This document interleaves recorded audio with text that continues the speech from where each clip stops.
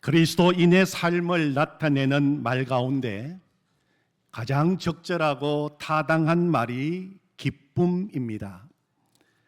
넘치는 기쁨, 참을 수 없는 기쁨, 감출 수 없는 기쁨입니다. 그런데 이 기쁨은 예수님으로부터 오는 기쁨입니다. 예수님은 우리에게 기쁨을 소개하기 위해서 이 땅에 오신 분이 아니라 예수님은 기쁨 그 자체로 오셨습니다. 그러므로 예수님을 나의 구주로 영접하고 예수님을 마음에 모시고 사는 사람은 기쁠 수밖에 없는 것입니다. 지난 주일 우리는 이 기쁨에 대한 말씀을 나누었습니다. 한 성도님께서 지난 주일 말씀을 들으시고 예수동행 일기에 이렇게 적으셨습니다. 주님과의 연합의 두드러진 특징은 기쁨. 기쁨에 대해 다시 생각합니다. 주님으로 인해 내 안에 기쁨이 있습니다. 힘든 일, 마음 상하는 일이 없기에 기쁜 것이 아니라 주님 때문에 기쁩니다. 한 주간을 사시면서 이 기쁨을 누리셨는지요? 기쁨은 명사가 아니라 동사라고 하는 생각이 듭니다. 하나님은 우리에게 기쁨을 잘 보관하고 소중히 간직하라고 주신 것이 아니라 누리라고 주신 것입니다. 오늘은 기쁨을 더 풍성하게 누리는 방법에 대해서 말씀을 나누려고 하는데 바로 감사하는 것입니다. 감사하는 것입니다. 감사하면 이상하게 기쁨이 자꾸 더 커집니다. 없던 기쁨도 생깁니다. 그런데 불평하고 원망하면 있던 기쁨도 쉽게 사라집니다. 저는 지난 한 주간 휴가를 보내면서 이달의 추천도서로 소개한 마크 베터슨이 쓴 내 인생을 바꿀 3가지 말, 부탁합니다, 미안합니다, 고맙습니다를 읽었습니다. 그 책에 보면 기쁨은 내가 원하는 것을 얻는 것이 아니다. 내가 가진 것에 감사할 때 기쁨이 찾아온다 하는 말이 나옵니다. 기쁨은 내가 원하는 것을 얻는 것이 아니다. 내가 가진 것에 감사할 때 기쁨이 찾아온다. 그러면서 니콜라 테슬라라고 하는 사람을 소개하고 있습니다. 니콜라 테슬라는 인류 역사상 많은 발명품을 만든 천재 발명가입니다. 미국 특허권을 100개 이상 가지고 있습니다. 그의 가장 유명한 발명품인 교류 전기 시스템 덕분에 우리는 지금 집에서 전기를 마음껏 쉽게 사용하고 있는 것입니다. 그런데 이 테슬라는 천둥 번개가 칠 때마다, 하늘에서 천둥 번개가 칠 때마다 자기 집 창문 근처 소파에 앉아 있다가 자리에서 벌떡 일어나서 하나님께 기립박수를 보내면서 찬양했다는 일화가 있습니다. 한 천재 발명가가 온 우주를 창조하신 위대하신 하나님께 박수를 보낸 것입니다. 시편 29편 1절 말씀에 보면 너희 권능 있는 자들아 영광과 능력을 여호와께 돌리고 돌릴지어다 하는 말이 나와요. 메시지 성경은 다음과 같이 번역했습니다. 만세 하나님, 만세, 모든 천사가 앵콜이라고 외친다, 이렇게 번역했어요. 만세 하나님, 만세, 모든 천사가 앵콜이라고 외친다. 제가 이 말씀을 읽고 지난 한 주간 동안 아침에 떠오르는 해를 보면서 이렇게 외쳤어요. 하나님 만세, 하나님 만세, 앵콜. 감사 기립박수를 보냈어요. 그랬더니 그날 하루가 특별히 기쁜 날로 다가오는 겁니다.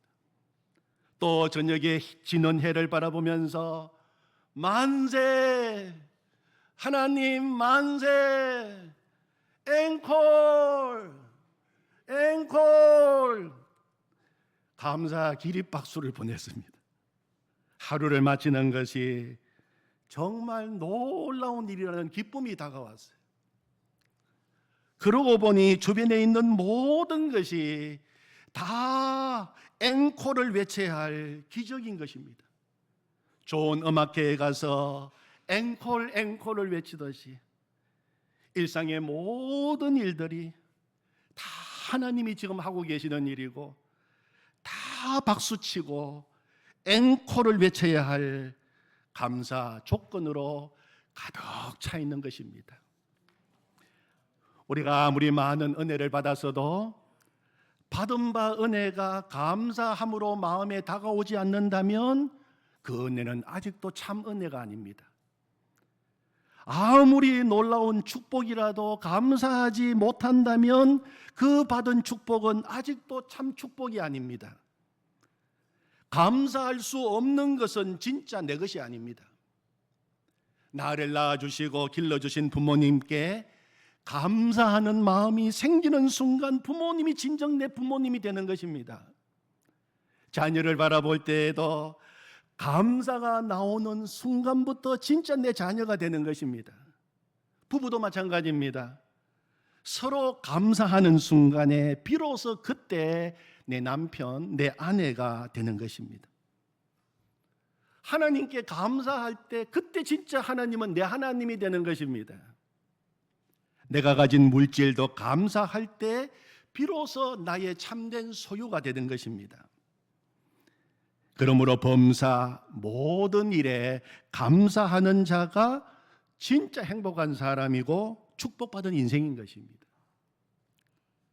우리는 오늘 함께 빌립보서 말씀을 읽었습니다. 원래 로잔대를 앞두고 그동안 우리는 매주 사도행전 말씀을 나누었습니다. 그런데 7월 한 달과 8월 둘째 주까지 여름철을 맞이해서 각 교회에서 자유롭게 설교 본문을 정하도록 하였습니다. 그래서 우리 교회에서는 이 6주 동안 빌립보서 말씀을 나누려고 합니다. 빌립보서는 사도행전과 아주 깊은 관계가 있는 말씀입니다.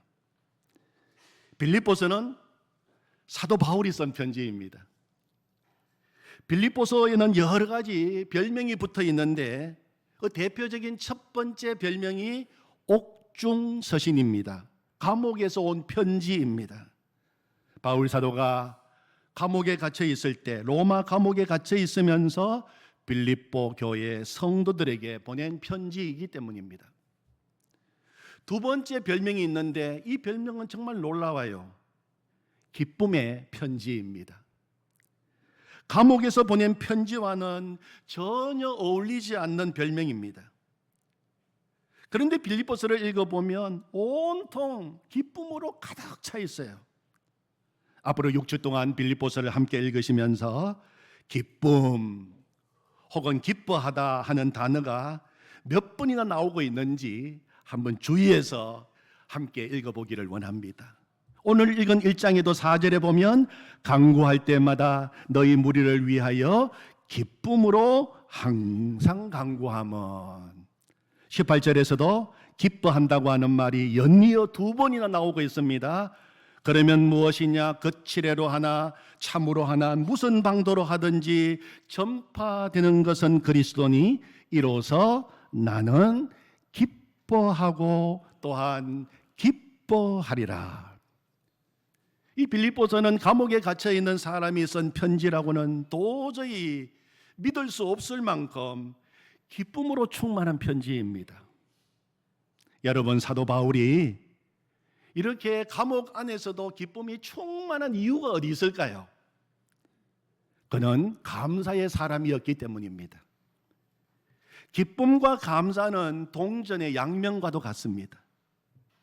사도 바울은 기쁨의 사람인 동시에 감사의 사람이었어요. 항상 기뻐하라, 쉬지 말고 기도하라, 범사에 감사하라. 누가 한 말입니까? 바울 사도가 한 말입니다. 데살로니가 교회 성도들에게 보낸 편지에서 나오는 구절입니다. 바울 사도에게는 기쁨과 감사, 감사와 기쁨이 항상 같이 다녔어요. 범사에 감사하니 항상 기뻐할 수 있었던 것입니다. 오늘 로마 감옥에서 쓴 이 빌립보서 편지를 통해서 발견하게 되는 바울 사도가 가진 감사는 어떤 감사일까요? 첫 번째는 하나님의 섭리를 믿는 감사였어요. 하나님의 섭리를 믿는 감사. 쉽게 말하면 하나님께서 지금도 내 인생, 내 모든 삶을 책임지시고 내 미래를 놀랍게 인도하고 계신다는 믿음에서 나오는 감사, 하나님의 섭리를 믿는 감사였습니다. 바울 사도가 가진 감사의 바탕은 항상 이 하나님의 섭리를 믿는 믿음이 있었습니다. 로마서 8장 28절에서 그는 이렇게 고백했어요. 우리가 알거니와 하나님을 사랑하는 자 곧 그 뜻대로 부르심을 입은 자들에게는 모든 것이 합력하여 선을 이루느니라. 섭리신앙입니다. 우리가 알거니와 하나님을 사랑하는 자 곧 그 뜻대로 부르심을 입은 자들에게는 모든 것이 합력하여 선을 이루느니라. 아멘. 이 믿음이 있었습니다. 바울 사도는 예수님을 만나서 구원을 받고 난 다음에 그의 마음속에는 늘 아주 한 가지 열망이 있었습니다. 그것은 사도행전 1장 8절 말씀을 이루는 열망이었어요. 땅끝까지 가서 복음을 전하고 싶은 열망이었습니다. 바울 사도는 아시아에서 복음을 전하고 유럽에서 복음을 전하고 이제는 세계 중심 로마에 가서 복음을 전하고 싶었어요. 그런데 로마로 가는 길은 쉽게 열리지 않았습니다. 그래서 로마서 1장 13절에 보면 형제들아 내가 여러 번 너희에게 가고자 한 것을 너희가 모르기를 원하지 아니하노니 지금까지 길이 막혔도다. 그렇게 편지를 보냈어요. 하나님 로마에 가서 복음을 전하게 해주십시오. 로마에 가기를 원하며 쉬지 않고 기도했지만 그 길은 쉽지 않았습니다. 열리지 않고 있었습니다. 그러던 어느 날 갑자기 사도 바울은 죄수의 몸으로 체포되었습니다. 그리고 날 때부터 로마 시민권을 가진 그는 로마 황제에게 재판을 받기 위해서 로마로 호송되었습니다. 죄수로. 하나님, 저 로마에 가서 복음을 전하고 싶습니다. 하나님, 저를 로마로 보내주십시오. 이런 간절한 기도를 드리고 있는 바울을 보면서 우리는 이런 상상도 얼마든지 할 수 있을 것입니다. 그래서 드디어 온 성도들이 모인 자리에서 선교사 파송 예배를 드리고 로마 선교사임을 확인하는 임명장을 받아서 로마로 가는 배를 타고 출발합니다. 로마의 거리에는 거리마다 위대한 바울 선교사를 환영한다는 현수막이 걸리고 로마 거리에 운집한 많은 시민들의 열렬한 박수와 환영을 받으면서 로마에 입성하는 선교사 바울을 생각할 수 있을 것입니다. 그러나 하나님의 계획은 달랐습니다. 하나님은 바울 사도를 죄수가 되게 하셔서 로마로 인도하셨어요. 그러나 곰곰이 생각해 보면 정말 하나님의 섭리는 정말 신기하고 정말 놀랍습니다. 우리의 상상을 뛰어넘으십니다. 바울은 가난한 전도자였습니다. 그래서 그는 가는 곳곳마다 천막을 만들면서 자비령으로 복음을 전했습니다. 당시 로마까지 가는 그 뱃삭과 드는 경비를 마련하는 것은 결코 그에게 쉬운 일이 아니었을 것입니다. 그런데 여러분, 죄수의 몸으로 로마로 가는 바울에게 누가 뱃삭을 내라고 요구하겠습니까? 뱃삭과 그리고 경비 한 푼도 내지 않고 로마까지 갈 수 있게 된 것입니다. 또 사도행전을 읽어보면 십자가 복음 예수 그리스도를 증거하는 바울, 저 배반자 바울을 죽이기 전에는 잠도 자지 않고 먹지도 않겠다고 결심하고 바울을 죽이기로 나선 유대교 열성분자 테러리스트들이 가는 곳곳마다 숨어서 기다리고 있었습니다. 그런 상황에서 바울 혼자 로마로 간다면 가는 길에 그런 자들에 의하여 언제 목숨을 잃을지 모릅니다. 그러나 이제 예수의 몸으로 로마로 가는 바울 주변에는 24시간 바울을 지키는 군인들이 있었습니다. 그 호위병들의 안전한 보호를 받으면서 비록 예수의 몸이지만 로마에 당당하게 입성하게 되는 것입니다. 그리고 로마에 가서도 아무 모르는 그 외로운 환경 속에서 어떻게 복음을 전하는 길이 열리게 되겠습니까? 그러나 그는 예수라고 하는 상황 때문에 환경의 어려움에 갇히는 고통도 있었지만 하나님께서 바울에게 사람을 보내주셨어요. 그를 지키는 간수들을 보내주시고 시간마다 다른 사람들을 보내주시고 로마 시위대들을 보내주시고 그를 재판하는 재판관들을 만나게 하시고 예수가 아니었다면 도무지 만날 수 없는 로마의 엘리트들을 만나게 하시고 복음을 전할 수 있는 놀라운 기회를 주신 것입니다. 바울은 지금 몸은 비록 감옥에 갇혀 있지만 하나씩 이런 일들을 생각하니까 모든 환경, 모든 여건을 주장하시고 섭리하시는 하나님의 은혜가 너무 놀랍고 너무 감사한 것입니다. 예수님 만나 새 생명 얻게 하시고 주의 종으로 부름을 받아 복음 전하게 하시고 그토록 원하던 로마에 와서 비록 갇힌 몸이지만 복음 전하게 하셨으니 할렐루야인 것입니다. 하나님 만세인 것입니다. 내가 생각한 것과는 내 기대와는 내 계획과는 비교할 수 없는 놀라운 방법으로 최강의 방법으로 내 삶을 인도하셨고 지금도 인도하고 계시고 앞으로 인도하실 주님을 생각하니 그는 감사했던 것입니다. 하나님의 섭리를 믿는 믿음 안에서 나온 감사였어요. 단 바울에게 있었던 염려라고 한다면 감옥 밖에 있는 성도들이 혹시나 내가 갇힘으로 인하여 낙심하고 시험에 들까 걱정이 되었어요. 믿음이 어린 성도들이 내가 감옥에 갇힌 것 알고 혹시라도 낙심하지 않을까, 그것이 늘 기도 제목이었습니다. 그런데 빌립보 교회 성도들의 소식을 듣고 그런 염려도 다 사라지게 되었어요. 바울 사도가 복음을 전하다가 로마 감옥에 갇혔다는 소식을 듣고도 빌립보 교인들은 조금도 두려워하지 않고 조금도 위축되지 않고 더 담대하게 복음을 전하고 있다는 것입니다. 그것이 바로 3절에서 5절입니다. 오늘 요절 말씀인데 우리 같이 한번 읽어보겠습니다. 내가 너희를 생각할 때마다 나의 하나님께 감사하며 간구할 때마다 너희 무리를 위하여 기쁨으로 항상 간구함은 너희가 첫날부터 이제까지 복음을 위한 일에 참여하고 있기 때문이라. 아멘. 14절을 보십시오. 형제 중 다수가 나의 매임으로 말미암아 주 안에서 신뢰함으로 겁없이 하나님의 말씀을 더욱 담대히 전하게 되었느니라. 아멘.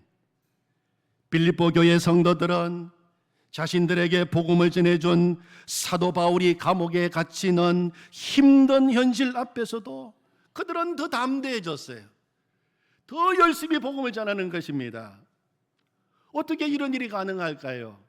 그것은 사도행전 16장을 보면 그 이유를 알 수 있습니다. 거기에는 빌립보 교회가 세워진 내력이 나옵니다.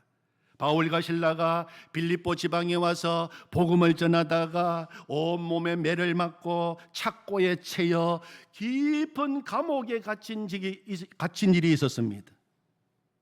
그 감옥 안에서 바울과 실라가 밤중에 하나님을 찬양하고 기도하고 있을 때 지진이 일어나고 옥문이 열리는 기적이 일어나게 되었습니다. 그때 간수는 모든 죄수들이 다 도망친 줄 알고 자결하려고 하다가 바울의 만류로 목숨을 건지고 회심하고 그 온 집안 가족이 세례받고, 그래서 빌립보 교회가 세워진 것입니다.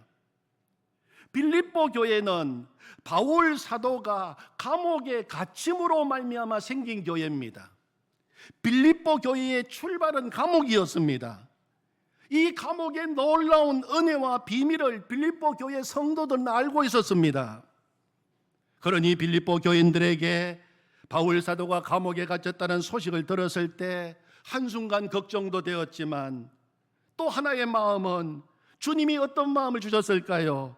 로마 감옥에서도 놀라운 일이 일어나겠구나, 그런 마음을 주신 것입니다. 로마 감옥 안에서도 하나님이 역사하시겠구나. 그들은 빌립보 감옥에서 놀라운 일을 행하신 하나님께서 로마 감옥에서도 바울 사도와 함께 하실 것을 믿었던 것입니다. 하나님의 섭리를 바라보는 눈이 열린 사람에게는 환경을 뛰어넘는 감사가 있습니다. 갈대상자라고 하는 책을 보면 포항 한동대학교 고 김영길 총장님의 일화가 적혀 있습니다. 한동대학교가 초창기에 재정난이 아주 심했습니다. 그래서 교수님들에게 몇 달치 월급을 주지 못할 때가 많았습니다. 김영길 총장님은 학교에 들어온 재정을 우선 교수님들 월급으로 지급했다가 공금유용으로 감옥에 갇히게 되었습니다. 스승의 날이 되었을 때 한동대학교 재학생들 1,500명과 학부모 300명이 30여 대의 대형 버스를 타고 총장님이 수감되어 있는 경주 교도소를 찾아갔습니다. 그리고 다 차에서 내려서 그 교도소 안에 있는 총장님을 향하여 스승의 노래를 불러드렸습니다. 그리고 손에 1,800명이 들고 왔던 카네이션 꽃을 한 송이 한 송이 교도소 정문 앞에 놓고 돌아간 유명한 사건이 있었어요. 그런데 신기하게도 김영길 총장님이 감옥에 갇혀 있는 동안 오히려 이 사건이 언론에 보도되면서 한동대가 자동적으로 홍보되었습니다. 아니, 세상에 그런 대학교가 지금도 있단 말인가? 도대체 그 대학이 어떤 대학인가? 그러면서 그동안 부족한 재정들이 채워지기 시작했고, 이전보다도 더 많은 후원금이 들어오기 시작했습니다. 각계각층의 구명운동으로 김영길 총장님이 53일 만에 출소했습니다. 그때 한동대 직원이 한 말이 아주 회자가 되었어요. 총장님이 감옥에 계시는 동안 대학 후원금이 많이 들어왔는데 조금만 더 감옥에 계셨더라면 좋았을 것을, 너무 일찍 나오셨다고 했던 말이 그때 아주 유행했던 말이었습니다. 예나 지금이나 우리 하나님이 하시는 일은 참으로 놀랍습니다. 사랑하는 성도 여러분, 우리에게도 하나님의 섭리를 바라보는 눈이 열리기를 원합니다. 혹시 지금 나는 감옥과 같은 환경 속에 있다고 생각되는 성도님이 계신다면 그 감옥이 예수님을 만나는 자리가 되기를 원합니다. 그 감옥이 예수님을 바라보는 자리가 되기를 원합니다. 우리의 삶을 지금도 놀랍게 인도하고 계시는 하나님을 만나는 감사의 자리가 되기를 원합니다. 그래서 바울 사도는 예수님 안에서 하는 말을 너무 좋아했어요. 그의 편지를 읽어보면 이 편지에서도 예수님 안에서 빌립보를 읽어보면 계속해서 예수님 안에서, 나는 지금 감옥에 있는 것이 아니다, 예수님 안에 있다, 이렇게 생각하니까 내가 있는 그 자리가 어떤 자리이든 그 자리가 감사의 자리가 되고, 그래서 세상이 알지 못하는 참을 수 없는 기쁨이 넘치게 된 것입니다. 사랑하는 성도 여러분, 바울 사도에게 감옥 안에서도 기쁨과 감사를 주신 하나님은 오늘도 나와 함께 하시는 하나님이십니다. 아멘. 그래서 오늘 본문 3절에 나의 하나님께 감사하며 하는 말이 나와요. 나의 하나님께 감사하며. 여러분, 이 말을 여러분 정말 마음에 깊이 묵상하면서 한번 마음속으로 외쳐보시기 바랍니다. 나의 하나님께 감사하며, 나의 하나님께 감사하며, 나의 하나님께 감사하며. 아멘. 한 가지 더 바울 사도가 가진 감사가 어떤 감사일까? 예수님을 마음에 모시고 사는 감사였어요. 다른 말로 하면 예수님의 마음을 품고 사는 감사였습니다. 바울 사도가 많은 교회를 세웠습니다. 바울 사도가 세운 많은 교회 중에서 바울의 그 수고와 헌신에 대해서 고마움을 알고 지금 어려운 감옥 생활을 하고 있는 바울 사도를 물심양면으로 도운 교회가 빌립보 교회였습니다. 5절을 보십시오. 너희가 첫날부터 이제까지 복음을 위한 일에 참여하고 있기 때문이라. 빌립보 교회가 성도들이 바울의 선교 사역에 동참하고 동력하고 있는 것을 말하고 있는 것입니다. 그리고 빌립보서 4장 14절 15절에 보면 너희가 내 괴로움에 참여하였으니 잘하였도다. 빌립보 사람들아 너희도 알거니와 복음의 시초에 내가 마게도냐를 떠날 때에 주고받는 내 일에 참여한 교회가 너희 외에 아무도 없었느니라. 4장 16절에서는 데살로니가에 있을 때에도 너희가 한 번뿐 아니라 두 번이나 나의 쓸 것을 보내었도다. 바울 사도가 많은 교회를 세웠지만 그 많은 교회 가운데 바울의 선교 사역에 동참하며 함께 그를 위하여 기도하고 헌신했던 교회가 너희 외에는 아무도 없었느니라. 그리고 바울 사도가 선교에 필요한 모든 것을 계속 보내면서 동력했습니다. 그 당시 빌립보 교회도 많은 어려움과 극심한 가난과 궁핍에 처해 있었습니다. 그럼에도 불구하고 바울을 기쁨으로 섬겼던 것입니다. 그런 교회가 바로 빌립보 교회뿐이었어요.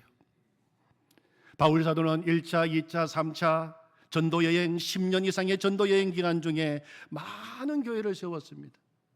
그 가운데 대표적인 교회라고 한다면 우리는 에베소 교회를 생각할 수 있습니다. 3차 전도여행 중에는 3년 가까이 그 교회에 머물면서 눈물로 섬겼던 교회였습니다. 전도여행을 마치고 예루살렘으로 올라갈 때에는 에베소 교회 장로들을 특별히 만나서 눈물의 작별식도 거행하였습니다. 바울 사도가 가장 오랜 기간 동안 섬기고 사랑하고 헌신했던 교회입니다. 그런데 에베소 교회는 바울 사도가 선교에 나설 때 빌립보 교회처럼 돕지 않았습니다. 바울 사도의 마음속에 인간적인 섭섭함이 생겨날 수도 있지 않았겠습니까? 빌립보 교회도 저렇게 헌신하고 돕고 있는데 가장 마음을 쏟고 오랫동안 목회한 에베소 교회는 그렇지 않으니 섭섭함이 생길 만도 합니다. 그러나 어디를 보더라도 바울 사도는 그런 마음 전혀 없습니다. 여러분, 또 고린도 교회는 어떻습니까? 바울 사도가 세운 교회 가운데 가장 큰 교회고 가장 많은 은혜를 받은 교회입니다.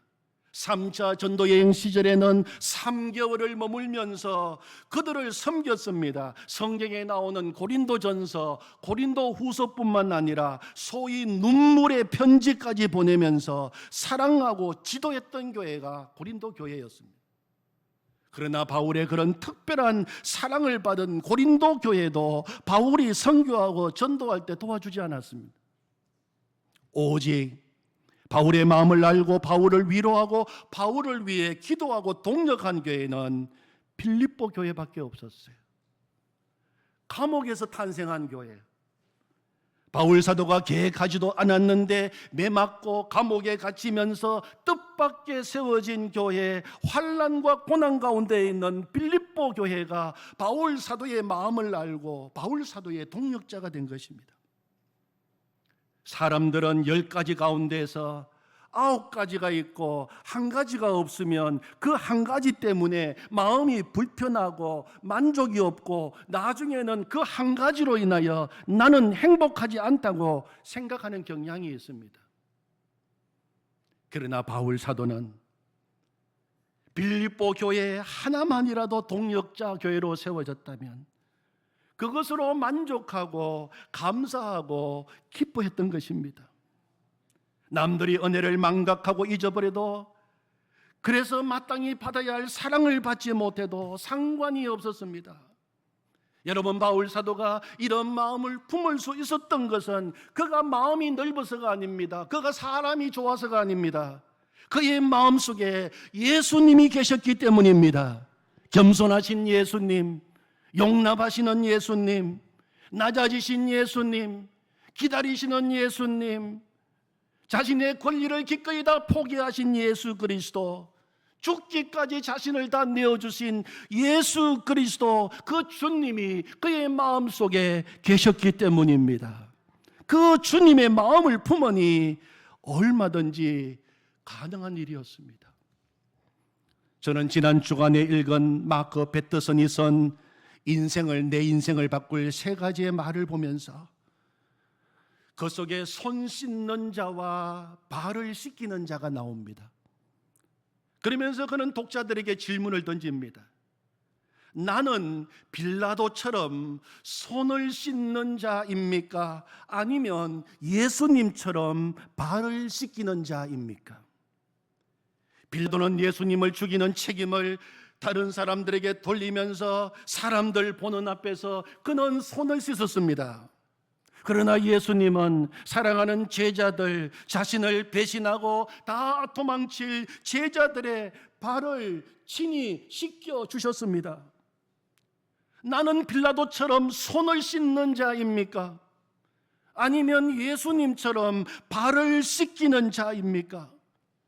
저는 책을 읽으면서 주님, 제가 빌라도입니다.